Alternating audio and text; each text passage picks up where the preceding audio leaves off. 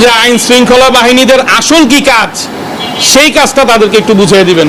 লাগলে পুরো পুলিশ ফোর্সকে আরেকবার ট্রেনিং এর ব্যবস্থা করেন, কারণ এই পুলিশ ফোর্সের মধ্যে অনেক আওয়ামী পুলিশ রয়ে গেছে এখনো, যাদের কারণে বর্তমান সরকার প্রশ্নবিদ্ধ হবে।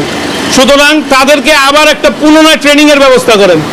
এত মোটা তাজা পুলিশ অফিসার, সে ট্রেনিং এর সময় কি ট্রেনিং করলো, সে আসলে খাচ্ছে কি, আমার প্রতিষ্ঠানের কর্মচারীরা কি খায়, তাদের কি খাইলে শরীরে এনার্জি থাকবে, সেটা যদি আমি হিসাব করতে পারি, তাহলে বাংলাদেশের আইন শৃঙ্খলা বাহিনী কে কি খাচ্ছে, কার কি ঘরে কি রান্না হচ্ছে, কার জন্য কি খাবার তৈরি হচ্ছে, এবং সেখানে প্রোটিন আছে নাকি সেখানে ঘুমের ওষুধ আছে, সেগুলো আপনাদের চেক করা উচিত। এবং পুলিশ সদস্যরা কি আসলে মাদকাসক্ত কিনা, এটাও আপনাদের চেক করা উচিত।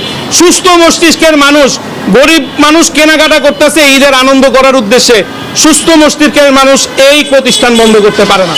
আমি তো বললাম, আমি মকবুল